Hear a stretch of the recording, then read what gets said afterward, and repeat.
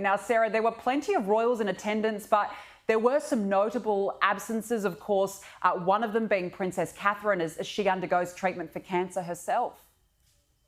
Yes, and when Kate had announced that she had been diagnosed with cancer, it was made clear by Kensington Palace that the Wales family would be heading away for the Easter break to their home in Norfolk, and they would not be joining the rest of the royal family for the traditional Easter Sunday service. And what we saw yesterday was kind of Easter-lite, a very much smaller gathering than normal. This, apart from Christmas, is one of the most significant moments for the royal family to get together at Windsor. And actually, we saw a smaller group of them. And we understand that because the king is trying to keep away from too many people, there wasn't the same big family lunch or big family gathering afterwards. But nonetheless, really, really good to see him back out and about. And I think the plan now is, subject to his health, we will start to see him taking part, particularly in the summer months, in some more public events. The commemoration of D-Day, for example, perhaps his birthday parade, Trooping the Colour. And of course, Danica, looking ahead to the autumn where he's due to be visiting Australia. Well, just on that, Sarah, what's the likelihood, do you think, of him still coming down under as planned later this year? Well, Buckingham Palace not confirming anything at this stage. It is very much dependent on medical advice. But as I said, they are starting to put tentative plans in place.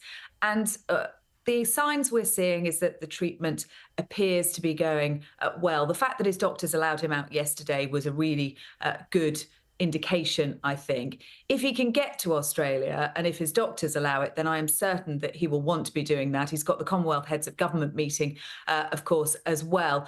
Before that, we know that he's desperate to get back to public life, frustrated that it's taking him a bit longer than he would have hoped. Just 17 months into his reign, it's been a really cruel blow. But if he can be there, I am certain that he will be. Yeah, look, fingers crossed. To see the king back out again, of course, he's been diagnosed with cancer. Princess Catherine's being diagnosed with cancer. We know, Sarah, there's been a lot of people saying, well, is the monarchy in crisis? Are they going to survive this? But how important was it for him to be seen again, once again in public, to put those rumours to bed? Hugely important. And to see the return of the royal walkout was really significant, something that was started by his mother, the late Queen.